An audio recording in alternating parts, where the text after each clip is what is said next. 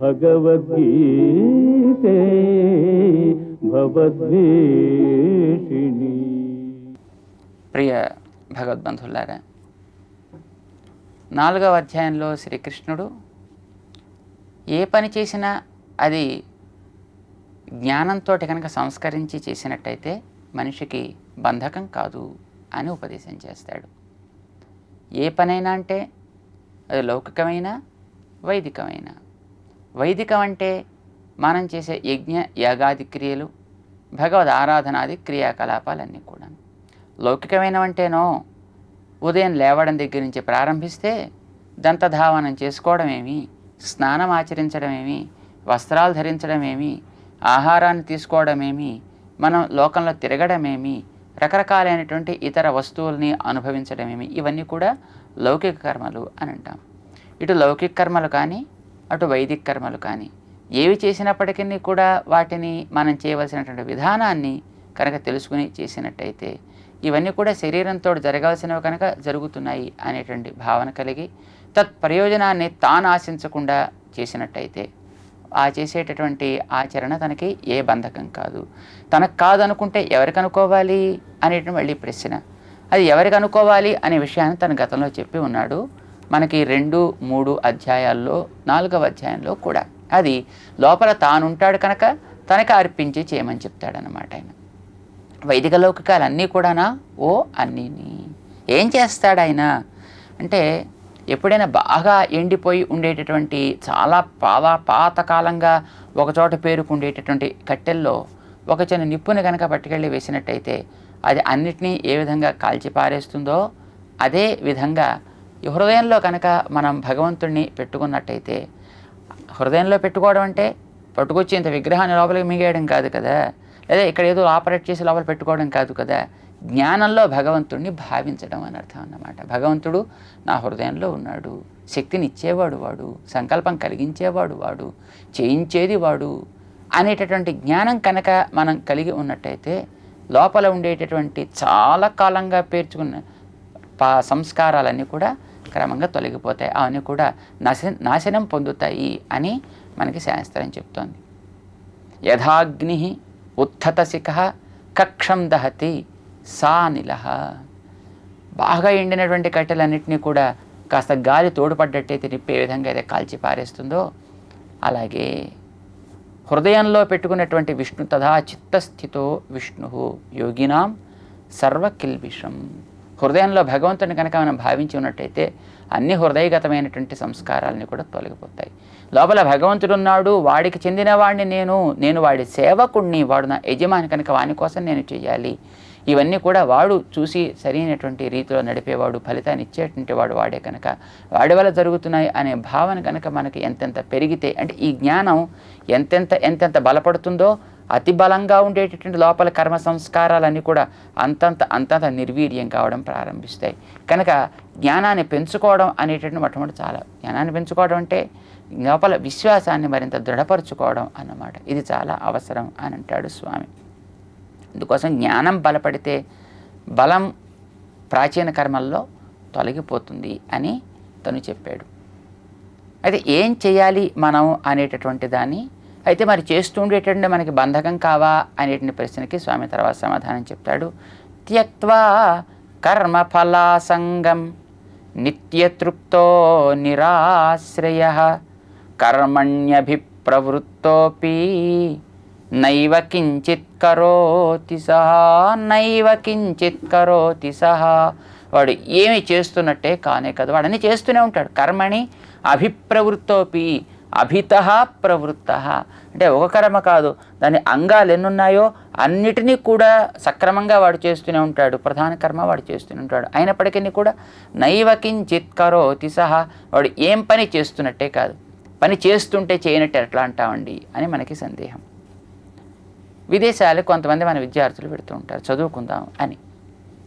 చదువుకోవడానికి ఏదో ఒక యూనివర్సిటీలో వాడు చేరుతాడు, ఏదో ఒక పెద్ద కాలేజీలో వాడు చేరుతాడు, చదువుతూ ఉంటాడు. అయితే వాడికి అక్కడ పోషణ కూడా కావాలి కదా, పోషణ కావాలి కదా అని దానికోసం ఏదో కొంత పాకెట్ మనీ అయినా వస్తుంది కదా అని తాను ఏదో చిన్న ఉద్యోగం లాంటివి చేస్తాడు. యూనివర్సిటీలో చేయొచ్చు, లేదా ఎక్కడో వాళ్ళు అంగీకరించిన సమయాన్ని చూసుకుని బయటికి వెళ్ళి చేయొచ్చు. దానివల్ల ఏదో వాడికి నిత్యం కావాల్సినటువంటి ఖర్చులకి తగినటువంటి ధనం ఏదో వస్తూ ఉంటుంది. అయితే వాడికి కూడా ఏది ప్రధానం? చేరినటువంటి ప్రధానమైన చదువా, లేక తను చేసేటువంటి ఉద్యోగమా? ఏదో ఒకటి చెయ్యాలి కనుకంటూ వాడు ఆ ఉద్యోగంలో జాయిన్ అయ్యాడు, దానివల్ల ఏదో కొంత సంపాదిస్తున్నాడు కూడాను. కానీ అది వాడికి ప్రధానం కాదు. తను ఏ చదువు కోసం స్టేట్స్కి వెళ్ళాడో ఆ చదువు చాలా ప్రధానం. చదువుకి తగినట్టుగా అటువంటి సమయాన్ని ఇస్తాడు. అయితే ఆ చదివేటటువంటి సమయానికి అడ్డు రాకుండా ఉండే ఇతర సమయాల్లో ఇతరమైనటువంటి ఉద్యోగం, దానివల్ల ఏదైనా కొంత ఆర్జన చేయడం ఏ విధంగా చేస్తుంటాడో, ఈ ఆర్జన చేసేది కనుక చదువుకు అడ్డొచ్చినట్టయితే ఆర్జనని ఆపేస్తాడు.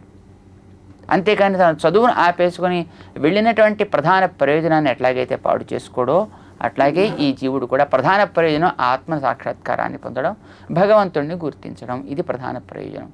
అయితే దానికి మధ్యలో సాగాలి కనుక సాగించడానికి శరీరం అవసరం కనుక వీడికి శరీరం ఇవ్వడం జరిగింది. ఇప్పుడు దీనికోసం కూడా ఏవైనా కొన్ని పనులు చేయి. అక్కడ ఉండేటువంటి ఆ వ్యక్తి ఏదో చిన్న పెట్రోల్ బంకులోనో, లేకపోతే ఒక షాపులోనో, లేకపోతే ఏదో ఒక ఆఫీసులోనో, లేకపోతే మరొక చోట ఎక్కడో వాడు ఓ చిన్న ఉద్యోగానికి కుదిరి తద్వారా ఏదో కొంత ధనార్జన చేస్తున్నట్టు అన్నమాట. అంటే మనకి ఏమనిపిస్తుంది? ఈ చేసే చిన్న ఉద్యోగం వల్ల వచ్చే డబ్బు వల్ల కదా నేను చదువుకుంటున్నాను అని వాడికి అనిపించుకోదు. డబ్బు మరొక రకంగా వాడికి తన తల్లిదండ్రి పంపిస్తూ ఉంటారు అక్కడికి పంపించిన వాళ్ళు. పాకెట్ మనీ కోసం కొంచెం సంపాదించుకోవచ్చు, లేదా ఇది తను స్వయంగానే సంపాదించుకుంటూ ఉండొచ్చు వాళ్ళు పంపించకపోయినప్పటికీ. కానీ తన చదువు ప్రధాన లక్ష్యం చదువు కదా. మనకి కూడా ఇక్కడ శరీరంలోకి వచ్చినప్పుడు శరీరం మనకి ఆత్మ ఇక్కడ ఉండడానికి ఎంత సహకరిస్తుందో కనుక దీనికి అన్ని రకాల వస్తువులు సౌకర్యాలు చేయాలి, దీనికి ఏ అసౌకర్యం కలగకూడదు అని అనుకోవడానికి వీల్లేదు. ఎందుకంటే శరీరం కోసం ఆత్మ రాలేదు. ఆత్మ ఉండి ఏదో రకమైనటువంటి దాని మీద భారాన్ని, కర్మభారాన్ని తొలగించుకోవాలి, కానీ తొలగించుకోవడానికి సాధనంగా వీటికి శరీరం ఇవ్వడం జరిగింది. కనుక ఆత్మ ప్రధానము, శరీరం అప్రధానం. ఆత్మ యొక్క జ్ఞానం పెరగడం అవసరం, శరీరానికి ఉండేటటువంటి కర్మభారం తగ్గడం అంత అవసరం. అంతే తప్ప శరీరాన్ని ప్రధానంగా చూసుకుని ఆత్మస్వరూపాన్ని నశింపచేసుకోకూడదు. కారణం శరీరం ఇప్పుడు నిత్యంగా ఉండేటటువంటిది కాదు, అది తాత్కాలికంగా ఉండేది, అల్పమైనటువంటి ఆనందం లాంటి దాన్ని ఇచ్చేటటువంటిది.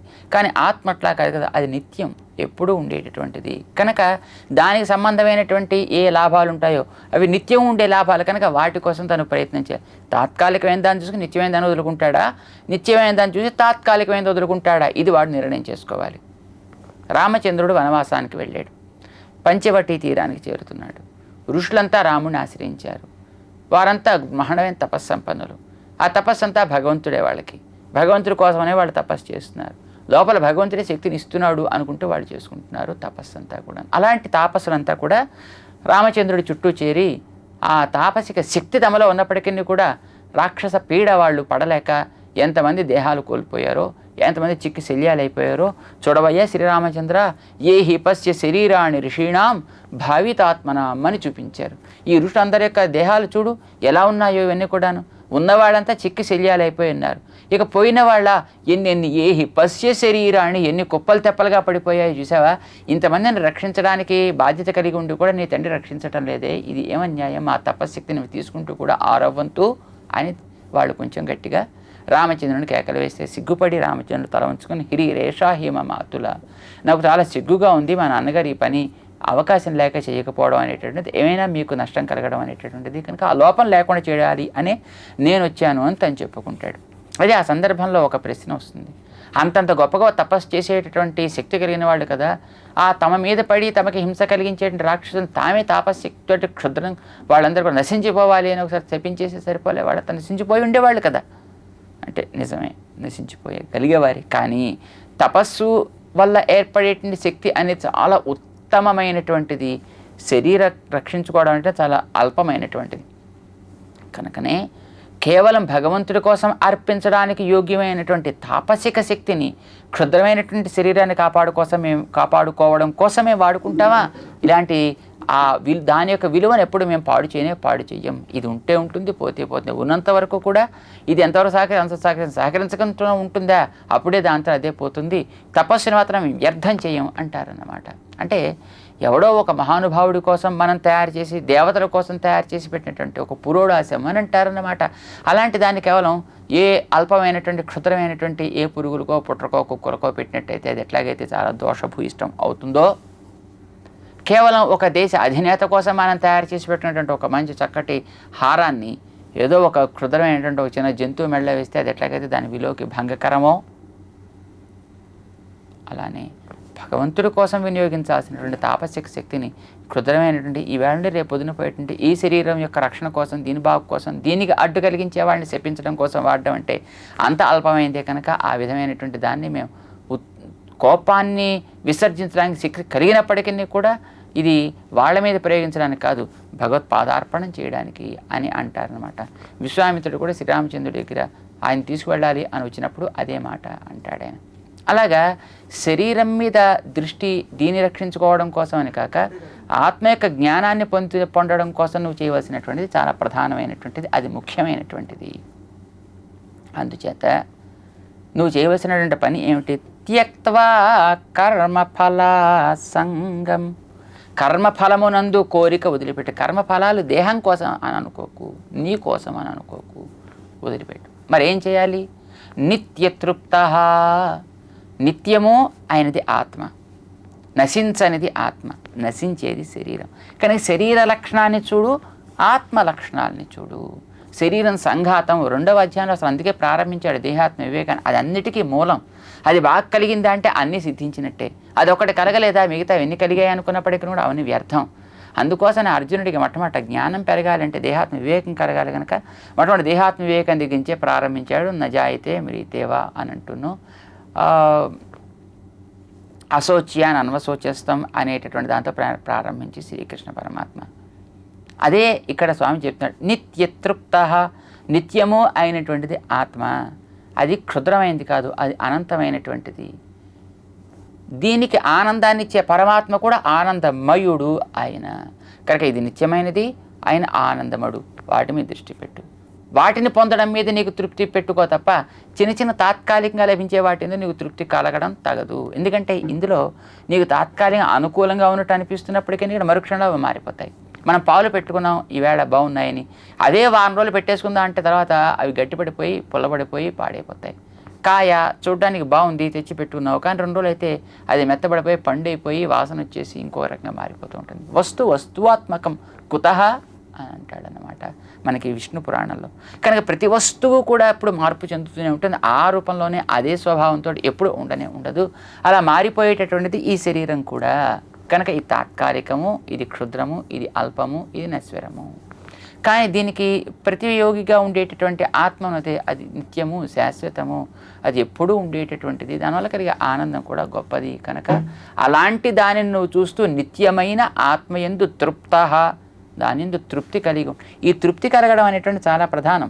ఇప్పుడు ఆత్మలో తృప్తి అంటూ ఏర్పడింది అని అంటే వాడి నిజమైన ఆనందం కలిగిస్తుంది. తృప్తి లేదు అనుకోండి వీడిలోనూ, అప్పుడు పరమాత్మ కనిపించినా ఒకటే, ఆత్మ కనిపించినా ఒకటే, అంతకంటే మరో గొప్పవి ఏమైనా ఉంటే అవి కనిపించినప్పటికీ వీడికి తృప్తి కలగడం అనేటువంటి ప్రధానం. కానీ ఆ తృప్తి ఎట్లా కలుగుతుంది అంటే దేహాత్మ భ్రాంతి తొలగితే, అల్పమైనటువంటి శరీరం మీద దృష్టి లేకపోతే, ప్రకృతి సంబంధించినవి ఏవి కూడా నాకు పొందదగినవి కావు అని వీడికి తెలిస్తే, భగవంతుడే పొందగిన వాడిని జ్ఞానం కలిగితే, అప్పుడు తత్సంబంధమైనవి ఏవేవి కలగడానికి అవకాశం ఉంటుందో వాటన్నిటి తృప్తి కలుగుతూ ఉంటుంది.